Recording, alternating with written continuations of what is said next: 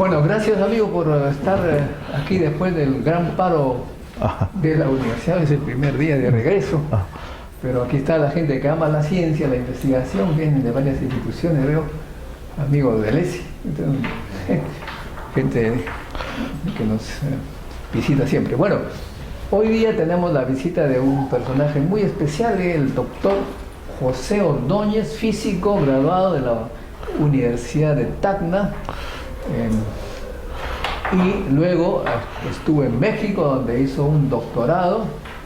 Después se fue a Francia, y en Francia logró algo que muy pocos científicos tienen esa oportunidad, es ser investigador del Centro Nacional de Investigación Científica de Francia. Este centro, el CNRS, es el que más publica en el mundo. O sea, cuando uno ingresa a SAIMAO, etc., ¿cuál es la institución que más publica? Es el CNRS, y a veces hace la competencia con la Academia Nacional de China. Ahí las universidades norteamericanas quedan lejos detrás, porque, bueno, este es un gran centro nacional. De allí viene nuestro amigo José Ordóñez, y lo hemos invitado, y gracias por aceptar, José, que nos explique un poco cuáles son los retos, las dificultades que tienen aquellos jóvenes y no tan jóvenes que quieren investigar. ¿Cuáles son los retos, las dificultades, y cómo es que se rompe a veces esas barreras que aparentemente aparecen? Ese es el tema. Gracias de nuevo. Sí, claro. Pues buenas tardes con todos, son Modesto. Muchísimas gracias por la invitación. Estoy muy contento de estar acá. Una universidad tan conocida en el país, a las que pocas veces he venido acá. Así que estoy muy contento realmente de conversar con ustedes básicamente sobre los retos de la investigación científica que yo personalmente he experimentado a lo largo de estos años, ¿no? Como ya lo dijo el profesor Montoya, obviamente yo soy investigador del Centro Nacional de Investigación Científica de Francia, más conocido como el CNRS por sus siglas en francés. Y bueno, he tenido el privilegio de trabajar allí desde el 2015, ¿no? Entonces, pero llegar allí no ha sido fácil, ¿no? No ha sido fácil porque vengo de una universidad muy pequeña, como es la Universidad de Tacna, la Universidad Nacional Jorge Basadre de Tacna, donde se encuentran con muchas limitaciones para hacer investigación, ¿no? Entonces, básicamente lo que he venido a hacer aquí es contarles un poquito de mi experiencia personal, de las dificultades que yo he encontrado y cómo las he sabido sobrellevar, ¿no? Como ustedes saben, investigación significa tratar de investigar lo que está en la frontera de la ciencia, ¿no? Entonces, tratar obviamente de crear nuevo conocimiento, ¿no? Y en eso, el primer pasito, digamos, donde vamos a empezar a hacer investigación es en la tesis, ¿no? Normalmente durante los cursos de primero, segundo, tercer año, pues, ¿qué es lo que hacemos? Es simplemente ver lo que ya está en un libro o lo que los profesores nos enseñan de varios libros, ¿no? Entonces, básicamente ya es obviamente un conocimiento adquirido que ya se conoce, ¿no? Pero si queremos generar nuevo conocimiento, pues obviamente tenemos que ir más allá de eso, ¿no? Ubicarnos primero en la frontera de la ciencia, ¿no? Y generalmente, pues, damos nuestros primeros pasos, como le decía hace un momento, en la tesis, ¿no? Y para hacer la tesis, pues no es fácil, como ustedes seguramente ya se podrán imaginar, ¿no? O sea, para los que lo han hecho alguna vez, obviamente no es fácil, ¿no? Y el primer gran problema es, ¿y quién va a ser mi asesor de tesis, ¿no? Lo cual es obviamente una elección bastante importante para que tu tesis tenga éxito o no, y se realice o no en el tiempo adecuado, ¿no? Entonces, básicamente, en el caso mío, una de las cosas que me ha ayudado bastante a avanzar en mi tesis ha sido, obviamente, el hecho de que yo haya trabajado con un profesor con el cual yo podía conversar a todo momento con una relación amistosa, ¿no? De hecho, usted lo conoce muy bien, el profesor Montoya fue el profesor Rivas Plata, ¿no? César Rivas Plata, un profesor muy conocido, muy querido en Tacna, obviamente que me ayudó bastante en eso porque obviamente tenía una relación amical, o sea, no tenía una relación distante con él. Por lo tanto, obviamente, el hecho de que yo lo podría llamar a cualquier momento, preguntarle cosas que a veces nos da roche, como se dice, preguntar, hizo obviamente que yo me convierta en un preguntón, con confianza, y eso obviamente me ayudó a avanzar un poquito más en la tesis, ¿no? Ese es entonces un parámetro fundamental a tomar en cuenta, obviamente, es que debemos elegir obviamente un profesor que nos ayude a mantener una relación amistosa a través del desarrollo de esta tesis, ¿no? Ese es un punto fundamental, yo creo, ¿no? Porque si no hay una buena relación entre el asesor de tesis y el estudiante, va a ser muy difícil que puedan avanzar. A pesar de que probablemente el tema de tesis sea muy bonito, a pesar de que muchos otros factores puedan favorecer eso, pero si la relación no es muy buena entre el director y el estudiante, pues va a ser muy difícil que se pueda avanzar, ¿no? Eso es muy importante. El segundo reto, obviamente, que tuve durante el desarrollo de mi tesis de licenciatura, obviamente, es el acceso a la información, ¿no? Como les decía, obviamente tenemos que ver qué es lo que está hecho, ¿no? Porque tenemos que ubicarnos en la frontera del conocimiento. Entonces, qué es lo que está hecho y qué es lo que falta hacer. A veces, obviamente, eso te lo dice tu asesor de tesis en base a la experiencia que él pueda tener, pero a veces, obviamente, si quieres profundizar, obviamente, ver cómo está hecho, no solamente lo que está hecho, sino cómo está hecho, entonces necesariamente tenemos que ir a leer, obviamente, libros o artículos científicos, ¿no? Y es ahí donde viene el problema, ¿no? No tenemos a veces acceso a las revistas, obviamente no sabemos lo que está saliendo hoy o ayer o la semana pasada. Entonces ese fue uno de los primeros problemas que tuvo. Pero afortunadamente, actualmente obviamente ya hay una forma donde ustedes obviamente podrían ayudarse a adquirir información, y es obviamente la página Science Hub, ¿no? Seguramente ustedes la conocen muy bien, obviamente gracias a un estudiante de Kazajistán. Obviamente hoy tenemos acceso a una gran variedad, obviamente, de artículos científicos que se publican en muchas revistas científicas, ¿no? Entonces muy útil actualmente. En mi tiempo pues no había eso, ¿no? Entonces lamentablemente pues tuve muchas limitaciones para adquirir obviamente los nuevos conocimientos que salían obviamente en eso. Entonces saber lo que estaba pasando en mi tema de tesis obviamente era un poquito difícil en ese entonces, ¿no? Pero bueno, afortunadamente ese ya no es su caso. Adelante. Y ustedes obviamente en principio pueden adquirir mucha información sobre los avances que se están realizando en el tema de tesis que ustedes están desarrollando fácilmente, ¿no? El tercer, obviamente, problema, como ustedes se podrán imaginar, es que esa literatura, a veces la literatura más reciente, viene en inglés, ¿no? Los artículos, obviamente, vienen en inglés. Y en ese entonces, afortunadamente, yo sí sabía un poquito de inglés, ¿no? Estamos hablando obviamente ya cuarto, quinto año obviamente de la carrera, donde ya estaba terminando. Entonces yo tuve la suerte y bueno, gracias a mi esfuerzo también, de ocupar los primeros puestos siempre en la carrera, y eso obviamente en la Universidad Nacional en Tacna pues nos daba acceso gratuito al centro de idiomas, ¿no? Donde tú podías estudiar el idioma que tú quisieras de manera gratuita. Entonces eso obviamente, haber hecho eso en primer año, segundo año, tercer año, el cuarto año de la carrera, obviamente ya, pues ya más o menos ya dominaba un poquito de inglés, y eso me ayudaba obviamente a leer la literatura que en ese entonces tenía acceso, ¿no? Entonces, saber inglés, pues clave si tú quieres obviamente tener una información de última mano, información reciente, fresca obviamente en lo que estás haciendo, ¿no? Entonces, muy importante. Y luego, bueno, vienen obviamente las limitaciones, aparte de esos tres retos, vamos a decir, que nosotros tenemos: la elección primero del director de tesis, luego obviamente el acceso a la información, y luego la comprensión de la información a través del conocimiento del inglés en este caso. Son los tres retos obviamente más importantes a los cuales uno se puede enfrentar obviamente en el momento en que empieza a hacer investigación, ¿no? Entonces, si ustedes obviamente ya tienen todas esas cosas, pues bien, ¿no? Si todavía les falta aprender inglés, pues es el momento obviamente de empezar a hacerlo, ¿no? De empezar a dominarlo.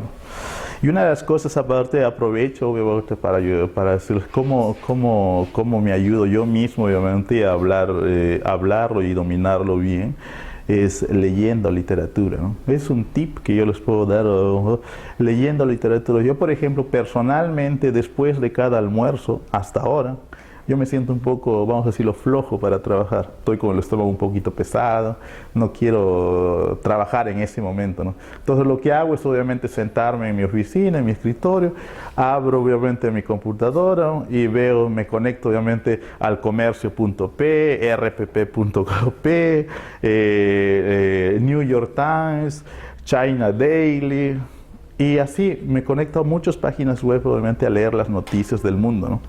Y el hecho de que yo le esté constantemente leyendo literatura, que no necesariamente tiene que ver con tu tema de tesis, pero que estés leyendo las noticias obviamente en otros idiomas, hace obviamente que uno tenga muy fresca todo, muchas palabras, y con eso obviamente pueda obviamente defenderse y comprender muchas cosas, ¿no? O sea, el vocabulario lo tienes muy muy fresco, ¿no? Ese es un tipo obviamente que yo les doy obviamente para solo, ¿no? Que una de las grandes limitaciones de aquí, obviamente, sobre todo para el aprendizaje de idiomas extranjeros, obviamente, es de que no lo practicamos, ¿no? A veces vamos a la escuela, hablamos dos horas o 3 horas, el tiempo que dura la clase, y después pues nos vamos a nuestra casa y seguimos con nuestros idiomas, el español, ¿no? Entonces ese es el reto. El reto está en seguir utilizándolo, ¿no?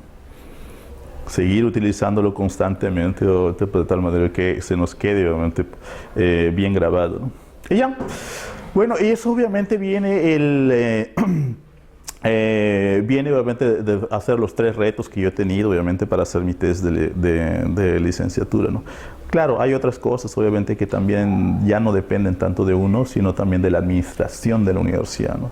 Uno de los grandes retos que yo tuve ahí también fue obviamente enfrentarme a la administración de la universidad, ¿no? Porque yo dije, acá está mi tesis, revísenmela. Y nunca la revisaba, ¿no? Que todavía no se ha formado la comisión de revisión. Y ya cuando se formó, ya esto, que el profesor se ha enfermado y no da sus ojos, que ha viajado adelante. Entonces, mes tras mes, básicamente parecía yo un mendigo que decía, por favor, revísame mi tesis. Y no lo hacía. Y ya cuando por fin lo revisaban, obviamente que pues hacían comentarios obviamente a veces un poco fuera de lugar, ¿no? Que le falta una coma, que estas viñetas no están bien alineadas, o que mejor ponle estas viñetas. Entonces cosas así muy banales que no vienen al fondo del asunto de lo que es lo que realmente se ha hecho en la investigación, ¿no? Entonces yo creo que eso también, no conozco la realidad en la uni, me imagino que debe ser mucho más eficiente, pero la realidad que nosotros tuvimos allá obviamente era muy difícil, ¿no? De hecho, para hacer obviamente desde el momento que yo presenté mi tesis ya hechecito, obviamente, hasta el momento obviamente que me programaron mi sustentación de tesis, pasaron 9 meses, ¿no? Entonces, y no fue básicamente porque yo me demoré, simplemente porque se demoraron muchísima revisión, ¿no? Yo creo que sin exagerar como 6 meses, ¿no? Entonces eso, por ejemplo, me parece que es una gran deficiencia administrativa obviamente de la universidad, ¿no? Entonces, cosa que supongo que no es el caso de aquí, ¿no? En la sustentación, ¿qué dificultades encontraste con la sustentación? A veces hay profesores que te hacen preguntas esperadas, ¿cómo es? Ah, sí, eso.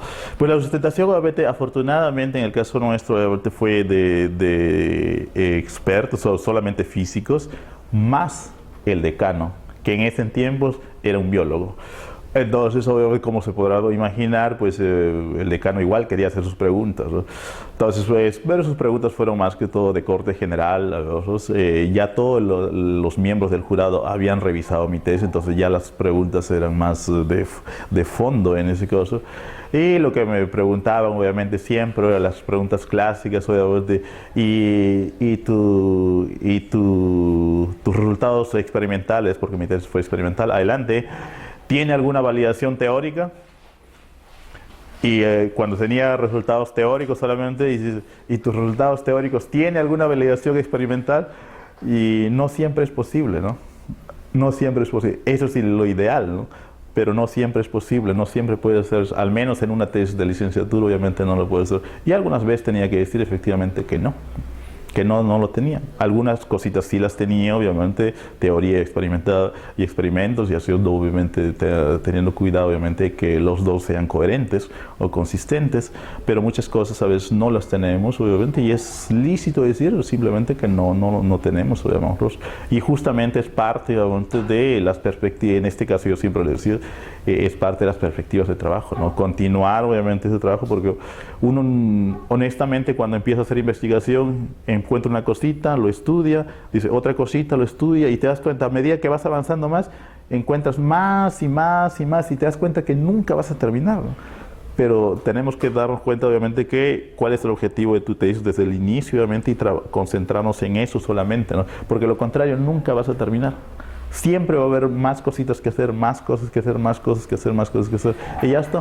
Entonces, a veces es bueno, obviamente, decir, sobre todo cuando estás enfrentándote a un jurado de tesis, decir simplemente, esto obviamente está más allá del alcance o del objetivo de nuestra tesis, o simplemente está dentro de las perspectivas de nuestro trabajo, ¿no? Y eso fue una de las cosas, obviamente, de que me ayudó en cierta manera a decir claramente cuál era el objetivo de mi tesis sin mayores rodeos, ¿no? A veces, obviamente, no decir claramente las cosas, decir, bueno, si lo hemos hecho, no lo hemos hecho. A veces, obviamente, tiendes, obviamente, a confundir el jurado, y el jurado no tiende, obviamente, a no apreciar bien cuál fue tu trabajo en realidad, ¿no? Esa es una de las cosas. Lo segundo, que es extremadamente importante también, sobre todo en la redacción de la tesis, y más todavía, yo diría, en la sustentación de la tesis, es dejar extremadamente claro, muy claro, la diferencia entre lo que está hecho y lo que hiciste tú. Porque a veces simplemente, a veces el jurado dice, pero esto ya lo vi, ya está hecho. Entonces, y a veces no está claro, obviamente, cuál fue tu contribución, ¿no?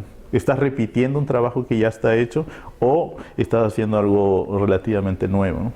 Entonces, dejar bien en claro, obviamente, eso es extremadamente importante. O sea, hacer una revisión bibliográfica y decir exclusivo qué es lo que está hecho, y todavía con un orden cronológico de algunas veces. O sea, tal año salió esto, que lo hizo alguien, esta personita, tal año se hizo esto, lo hizo esta persona, bla, bla, bla. Eso es muy, muy importante, obviamente, reconocer los trabajos previos que uno hace para decir, mira, eso está hecho, ya, aquí le falta un poquito, y eso es lo que voy a hacer yo. Entonces es extremadamente importante, obviamente, tener en cuenta eso, ¿no? No solamente para la tesis, sino también para escribir ya artículos, ¿no? Por ejemplo, si ustedes obviamente... ¿Cuál fue tu primera experiencia, tu primer artículo escrito por ti para una revista internacional? ¿Cuál fue la dificultad que encontraste? ¿Las sorpresas? Sí. De hecho, el primer artículo que yo escribí o que coescribí, porque mi asesor me ayudó bastante, fue durante la maestría. En la maestría, obviamente, que la hice en el Centro de Investigación y de Estudios Avanzados en Mérida, México, más conocido como el CIMBESTAP.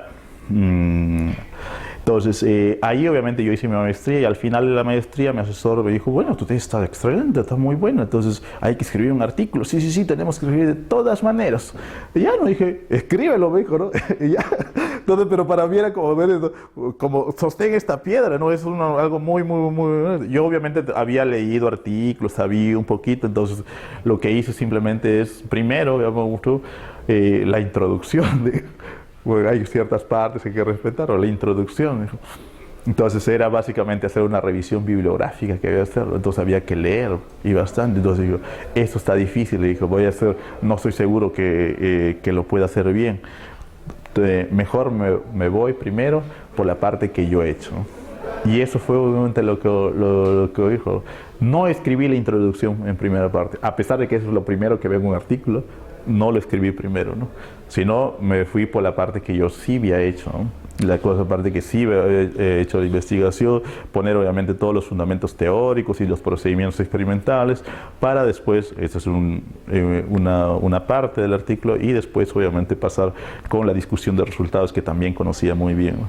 Y una vez que había terminado tanto los procedimientos teóricos y experimentales y la discusión de resultados, más las conclusiones y hasta el resumen, Luego me puse a escribir, obviamente, la introducción, básicamente leyendo artículos, ¿no? Leyendo artículos, por ejemplo, el profesor Modesto Montoya hizo tal experimento y obtuvo estos resultados, ¿no? Y así era un pequeño parrafito, ahí lo colocaba ahí, ¿no? Y colocaba su referencia a su artículo, ¿no?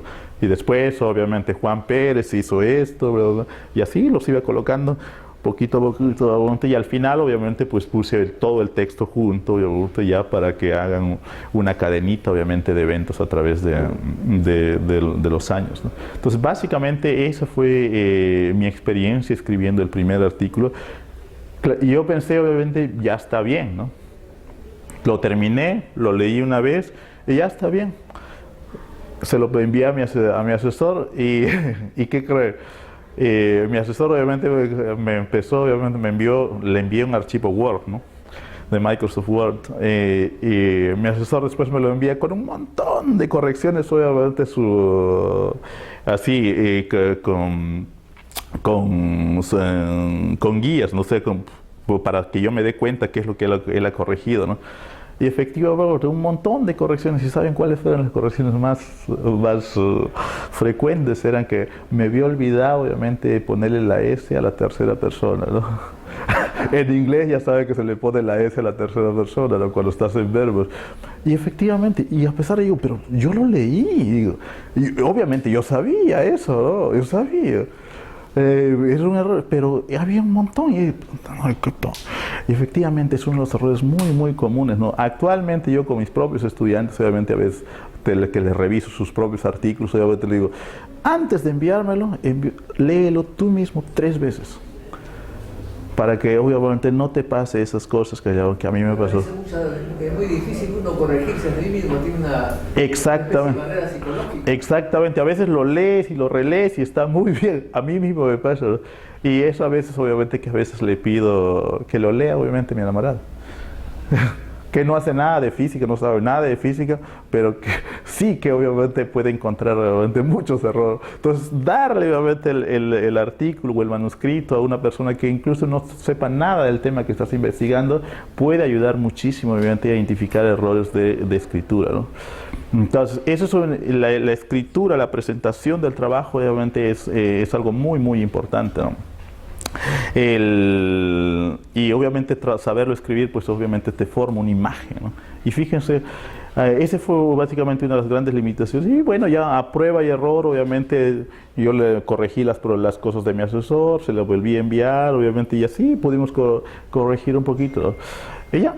Y ese fue el procedimiento que seguí para el primer artículo, ¿no? Pero con el tiempo me di cuenta de una cosa, ¿no? Que a veces la comunidad científica en general, ¿okay? No todos por supuesto, pero sí en general tenemos una gran debilidad, que es la presentación de nuestros resultados, ¿no? A veces lo escribimos de una manera tan abstracta, sin muchas figuras, ¿no? Todo pasa en nuestra mente, entonces es muy difícil que la otra gente te lea, te cite y por lo tanto te cite, ¿no? Entonces una de las cosas que yo he aprendido a través de los años es que nosotros tenemos que ser también, al momento de publicar, tenemos que ser divulgadores de lo que estamos haciendo. Tenemos que hacer obviamente que la gente entienda lo que estamos haciendo, ¿no? Y a veces cuando publicas artículos muy especializados, muy duros para comprender, la gente simplemente lo ve, no te comprende y por lo tanto no te cita, ¿no? Y por lo tanto tu trabajo no es útil para la gente, ¿no? Entonces, si queremos que te citen, que obviamente que la gente te entienda y que tu trabajo sea atractivo, nada mejor obviamente que hacer bonitas figuras, ¿no? Eso llama la atención. Cuando llama la atención, a pesar de que no lo entiendas, ves que ni siquiera te des cuenta del texto, pero ya ves la figura, dice, parece interesante. Entonces eso es muy importante. Y sobre todo obviamente ahora que ustedes, las nuevas generaciones obviamente están muy familiarizados con software de figuras por ahí, entonces eso lo tienen que manejar muy bien, ¿no? Es la primera, el primer tip que les puedo dar para hacer investigación y que su investigación sea atractivo para la gente, obviamente, es cuidar mucho la presentación, no solamente la escritura del texto, sino también la presentación de sus resultados a través de las figuras, ¿no? Es muy importante que ustedes puedan hacer muy buenas figuras, ¿no? Eso es lo primero. Lo segundo aparte de las figuras, es crear un material suplementario, que nosotros le llamamos, para expresar de alguna manera tus resultados de una manera animada. Ayuda muchísimo. O por ejemplo, si tienen tus resultados han sido obtenidos a través de un software, por ejemplo, matemática, MATCAD, MATLAB o lo que sea, el código lo pueden publicar en internet, ¿no? Entonces, porque eso ayuda muchísimo a que otra gente lo utilice de inmediato y pueda reproducir tus resultados y tal vez obviamente utilizarlo para otras aplicaciones que ellos puedan tener, ¿no?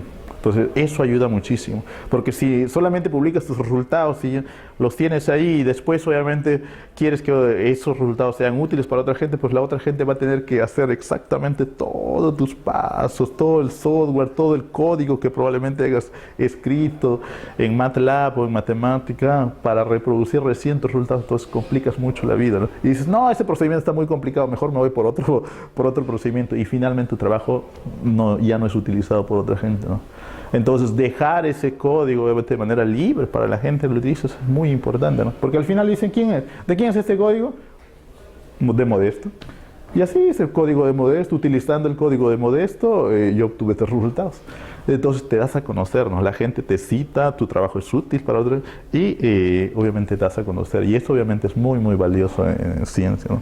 Entonces, código abierto, si tienen algún código, envíenlo como material suplementario. Uno escribe un artículo, te piden, te preguntan si quieres que lo publiquen. Claro. Como dato adicional. Exactamente, como datos adicionales siempre se puede publicar. ¿No? Tus resultados numéricos te piden ahí, quieres que sea.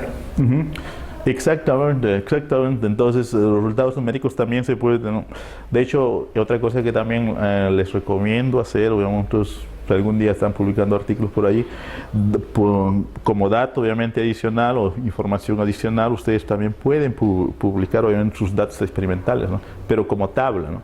Porque normalmente cuando haces obviamente republicas tus datos experimentales o numéricos, lo que haces obviamente generas una figura y ya está, ¿no? Ahí están mis datos experimentales, por eso ya está.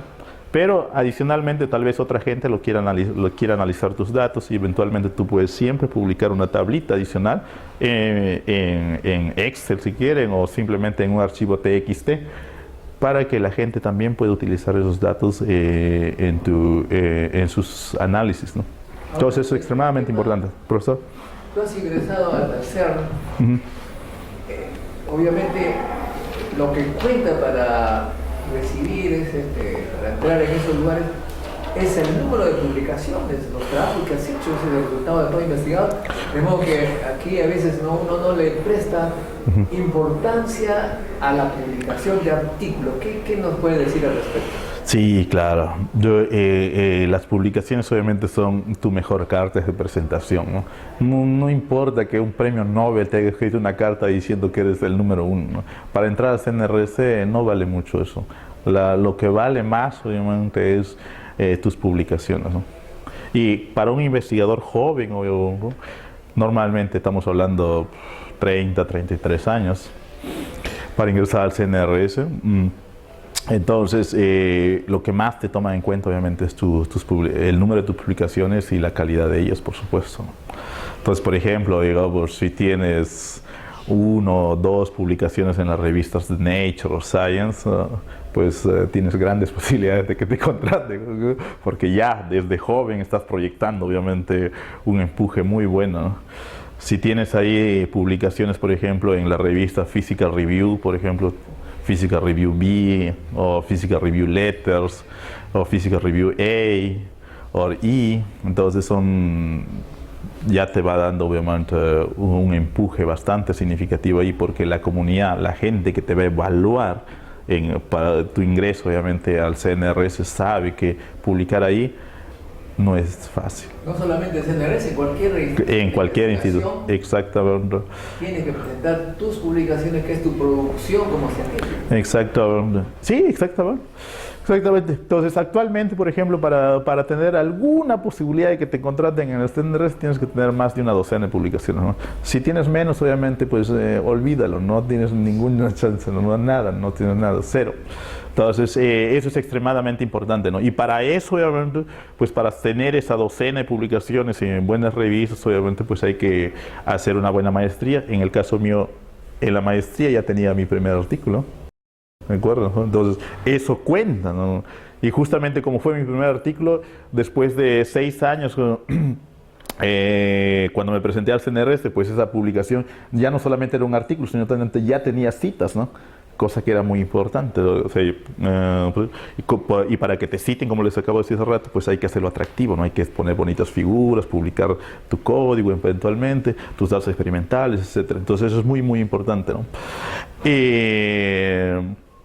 En cuestión de publicaciones. Y luego, obviamente, pues, esa es tu primera parte. De hecho, el proceso de admisión al CNRS consta de 2 partes, que los puedo comentar rápidamente. La primera parte, obviamente, es presentar un proyecto de investigación de 10 páginas, de lo que vas a hacer, de lo que has hecho hasta ese momento y lo que vas a hacer en los próximos 5 años, ¿no?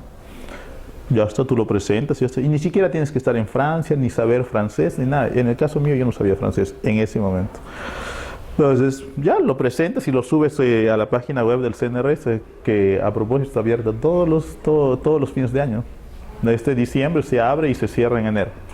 Para cualquier país. Para cualquier país, cualquier persona, ¿no? Entonces no hay límite, de hecho ni siquiera hay límite de edad. Escrito, por supuesto, pero ya si eres demasiado mayor, pues tienden a no contratarte, ¿no? Porque generalmente tratan, obviamente, de que la gente haga carrera en el CNRS, ¿no? Por lo tanto, te tratan de contratar joven. Y ya está. Y si, obviamente, eso hace un montón de gente de todo el mundo, obviamente, chinos, sudamericanos, hacen eso y postulan ahí, y desde ahí, obviamente, hay un comité de preselección. Obviamente hay cientos de candidaturas, como se podrán imaginar ahí, y hay un comité, bueno, por área temática, ¿no? En el caso mío, obviamente, fue energías. Entonces, en el área temática de energías, obviamente, pues hay un jurado de 15 personas que se encargan, obviamente, de decir, bueno, este vale la pena, este no vale la pena, hacer una clasificación, un ranking, y al final, obviamente, los 30, 40 primeros, obviamente, son invitados a una audición oral, donde te dan 15 minutos para, obviamente, presentar de manera oral el proyecto que has presentado de manera escrita, ¿no? 15 minutos. Entonces, esta carrera de científico, pues todos los aquí presentes pueden entrar, publicar. Para ello necesario, no se tienen que limitar a la UNI o al Perú. Hay, como el CNRS, hay varios lugares en el mundo que reciben solicitudes. Cualquier persona que haya publicado, que muestre producir. Exactamente. La producción, obviamente, es el primer requisito. Luego tu proyecto científico de lo que es lo que quieres hacer en los próximos años, son las dos cosas combinadas. Obviamente, si van bien, muy bien, si las argumentas muy bien, si las presentas muy bien, obviamente, te pueden abrir, obviamente, la puerta a que te inviten a hacer una audición oral, ¿no? Y si esa audición oral te va muy bien, obviamente, porque sabes de lo que estás hablando, obviamente, por ejemplo, una pregunta cualquiera puede decir, bueno, yo me acuerdo que tú has publicado en el 2008 este artículo, ¿cierto? Sí, sí, sí. Y porque ellos conocen tus artículos, ¿no? En el 2008 tú has publicado este artículo, ¿cierto? Sí, sí, sí. A ver, ¿cómo has obtenido este resultado? Y tú tienes que explicarlo, obviamente, en pocas palabras, cómo lo has obtenido, ¿no? Y ya de esa manera, obviamente, la gente, el jurado, que son 15 personas, o sea, difícilmente los puedes comprar, pues se da cuenta, obviamente, con quién está hablando, ¿no? Entonces, si eres, obviamente, concreto, claro en tus razonamientos, eventualmente ese jurado, obviamente, pues te ofrece la plaza. Normalmente, en el caso mío, fue 30, obviamente, personas invitadas a la audición oral y solamente 3 plazas, ¿no? Al final crearon un ranking, los 3 primeros están adentro. Y obviamente lo importante que es a vida, ¿no? O sea, es permanente. Es como lo que le llamamos acá en el país nombrado, ¿no? Entonces es muy, muy importante. Y después, obviamente, tú estás adentro y ya te puedes trabajar hasta tu retiro, ¿no? Entonces es extremadamente importante. Es una muy bonita oportunidad, muy exigente, por supuesto.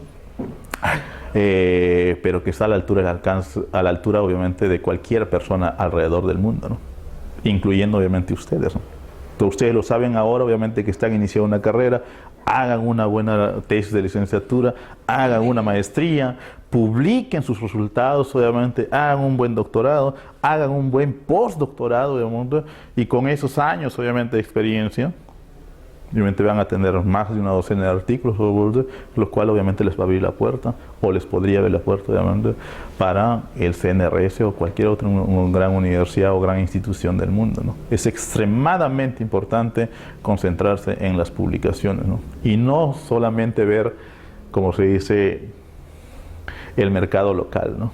O sea, no solamente ver aquí y decir, bueno, ¿dónde trabajaré? Estoy en Lima o miré a provincia, sino yo creo que hay que mirar un poquito más lejos, ¿no? Abrir un poquito los ojos porque hay muchísimas oportunidades en el extranjero, muchísimas oportunidades, y ustedes se podrán ver, si alguien de Tacna como yo lo pudo hacer, seguramente ustedes lo pueden hacer porque tienen mucho más oportunidades. En el momento que estuve había oportunidades. Y bueno, tuve la suerte de poder estar en el momento adecuado y con la preparación adecuada para tomar esas oportunidades que se nos vino. Ahorita hay más oportunidades que ustedes podrían tomar, obviamente, si es que tienen una preparación adecuada, que básicamente depende de ustedes, ¿no? ¿Me quería hacer una pregunta? Por favor, las personas que hacen preguntas, la mayoría están al lado del expositor para que su pregunta esté grabada.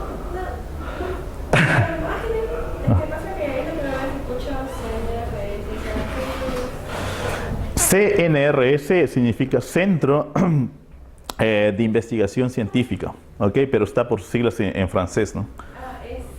Centre Scientifique de la Recherche. Sí, CNRS. CNRS, y si quieres ver la página web es cnrs.fr, ¿no?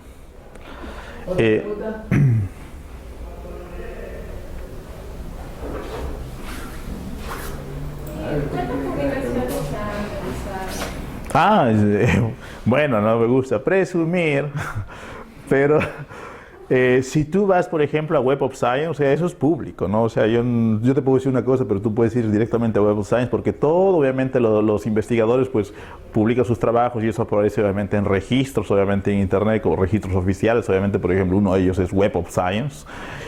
Ustedes pueden ver, obviamente, que al día de hoy yo tengo más de 87 artículos publicados, ¿no? Entonces, ya no, y si no, obviamente también lo pueden ver de manera informal, donde van a encontrar incluso más, ya con memorias de congresos, etcétera, etcétera, en ResearchGate, ¿no? Ustedes pueden poner simplemente en Google, por ejemplo, José Ordóñez-Miranda, que es mi nombre completo, Ordóñez, no Ordóñez, porque la ñ ya saben que en inglés no hay y la gente tiene problemas para encontrarte, José Ordóñez-Miranda, y ya está, y les aparece obviamente ahí toda mi información. Ustedes pueden ver ahí, pero ahí está, es la información pública, cuántos tengo, en qué revista se ha publicado, cuántas citas tiene cada artículo, con qué gente he estado publicando, o sea, toda esa información es pública, así que entre gitanos no debo leer la mano. Entonces, muy claro. Para dedicarse a la ciencia, realmente hay que estar muy concentrado, permanente, intenso en investigación. Sí, eso es muy demandante, exacto. Como se trata obviamente de hacer el trabajo de frontera, obviamente generalmente estás generando conocimiento, ¿no? Entonces eso demanda mucha dedicación. En el caso de nosotros, por ejemplo, nosotros en el CNRS, como somos investigadores puros, realmente no tenemos horarios de trabajo, ¿no? No tenemos horarios. Yo puedo ir a mi oficina o no puedo ir, puedo estar en mi casa, puedo estar en un bar o en la playa a trabajar. Y es así, pero sin embargo, como no tenemos horarios, si tú quieres avanzar, o sea, si quieres avanzar en tu carrera, obtener una promoción, etcétera, sabes perfectamente lo que tenemos que hacer y la competencia es muy intensa, ¿no? Tan intenso, obviamente, que yo mismo me doy cuenta, obviamente, yo trabajo mucho más de 10 horas diarias, mucho más de 10 horas diarias, sin tomar en cuenta, obviamente, sábados, domingos, feriados. Yo constantemente estoy trabajando, entonces, y afortunadamente para mí, obviamente, me encanta lo que estoy haciendo y por lo tanto no siento, obviamente, la presión o que me estoy sobreexplotando, que la gente, obviamente, me está sobrecargando porque estoy trabajando demasiado, ¿no? Entonces, y eso, el hecho que te guste lo que estás haciendo, hace obviamente que quieras pasar más tiempo haciendo eso, ¿no? Y eso es una gran ventaja, al menos para mí como peruano. ¿Por qué? Porque a veces el francés, como tiene un modo de vida bastante alto, ellos tienen que ir al restaurante al menos una vez a la semana, ¿no? Tienen que ir al cine alguna vez a la semana, ¿no? Entonces tienen que tener actividades de diversión o de entretenimiento, ¿no? Para mí eso no me importa mucho, ¿no? Entonces yo me estoy entreteniendo haciendo mis cosas, entonces eso hace que yo tenga obviamente más tiempo de trabajo con ellos y al principio obviamente puede incluso avanzar un poquito más rápido, ¿no? Es básicamente por mi propia formación, por mi propia forma de ser, ¿no? Ya sabes que el peruano pues trabaja y trabaja, trabaja y trabaja, ¿no? Entonces yo estoy en esa con esa idea y básicamente no siento obviamente que esté trabajando, al contrario. Cada vez que saco una publicación más, es como un bebé más, ¿no? Como un hijo más. Entonces me siento contento, ¿no? Y cada vez que lo veo ahí en internet, la gente a veces me cita, me publica, o me cita, perdón, y ya me siento contento, ¿no? Muy, muy contento. Y eso obviamente hace que la gente cada vez me conozca más y más y más, porque más y más gente me empieza a leer. ¿Me decías?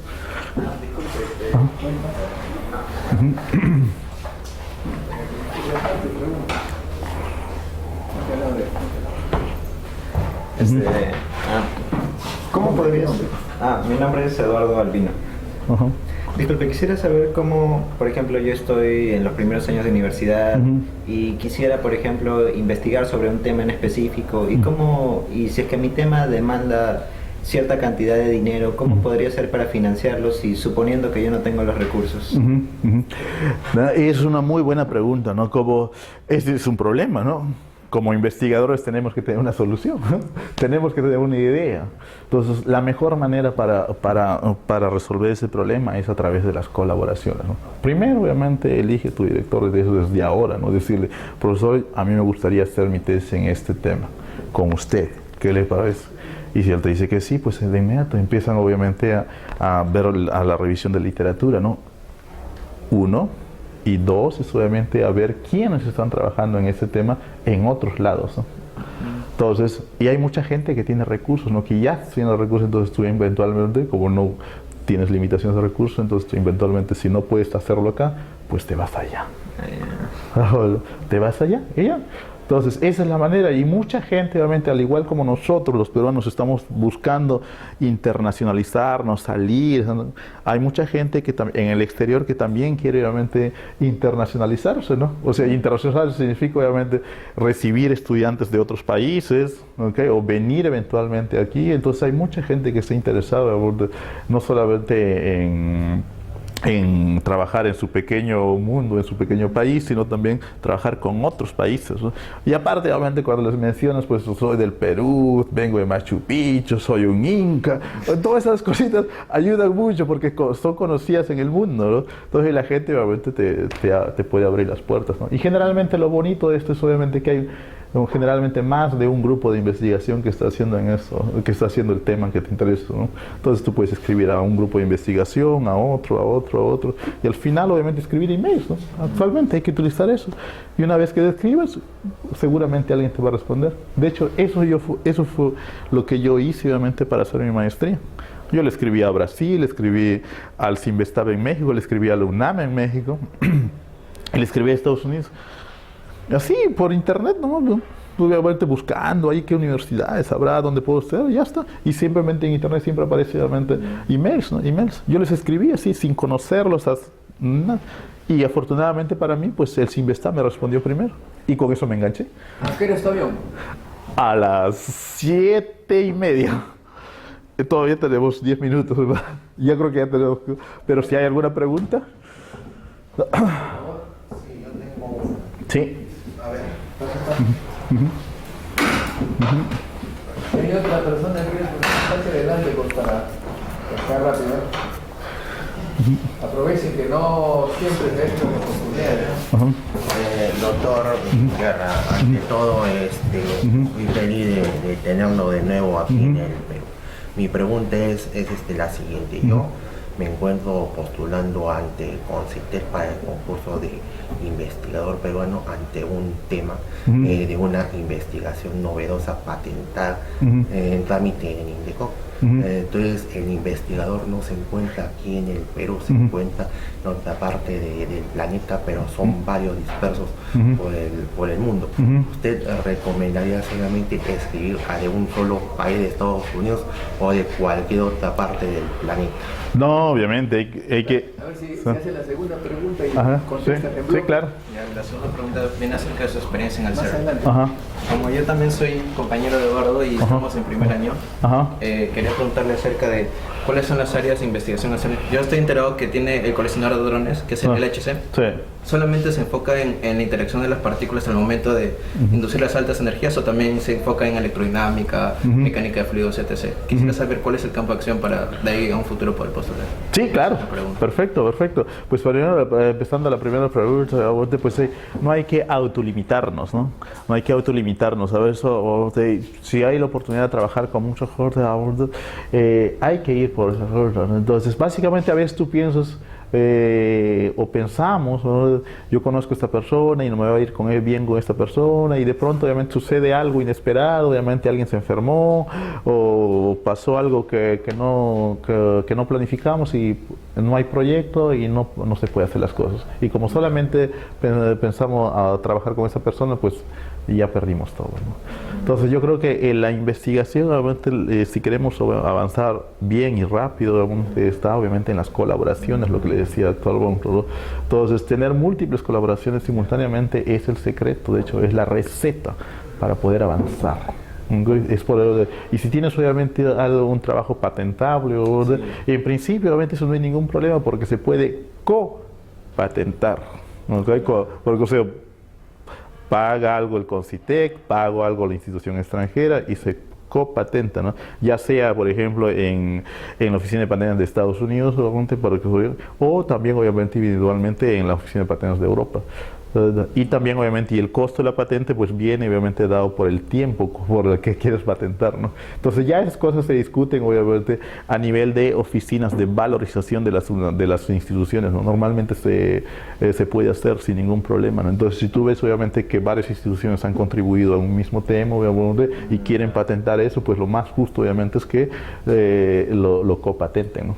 Entonces es extremadamente bueno. Entonces yo creo que tienes que ir por Estados Unidos, también tienes que obviamente seguir obviamente por otras instituciones europeas o asiáticas eventualmente, porque tú nunca sabes obviamente dónde vas a poder obviamente tener digamos, los mejores recursos, las mejores posibilidades, ¿no? Entonces no autolimitar.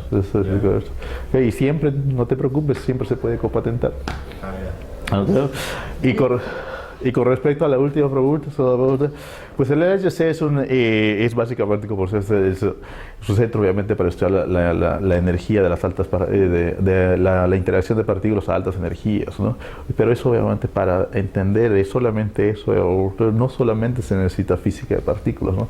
Se necesita un mundo, ¿no? Es un mundo, por ejemplo, refrigeración. Si tú quieres mantener el LHC refrigerado porque tiene que estar a muy baja temperatura, entonces se refrigera fluidos. ¿Okay? Superconductores generalmente que trabajan a menos 200 claro. Entonces se necesita mucho, realmente el LHC es un esfuerzo combinado, no te puedes imaginar, de casi todas las áreas del conocimiento, ¿no? Sí, es muy colaborativo y es por eso que es un hito en la investigación científica, ¿no? Porque obviamente ha demandado la colaboración, el esfuerzo combinado de muchos expertos, ¿no? Entonces básicamente se necesita conocimientos que vengan de todas las áreas, ¿no? Entonces no hay que autolimitarse. Claro, la parte central obviamente es de física de partículas, eso no hay que negarlo y eso siempre va a estar ahí, ¿okay? Pero para construir y para mantener el LHC obviamente pues se necesita de gente que venga de electromagnetismo, gente obviamente que hable de fluidos, ¿no? Gente que sepa de materiales, ¿no? Y como ustedes saben, el LHC está ahí, pero hay otras iniciativas para construir colisionadores incluso más grandes en los próximos años que eventualmente te podrían abrir las puertas a ti. Así que, adelante. Muchas gracias. Aplausos para la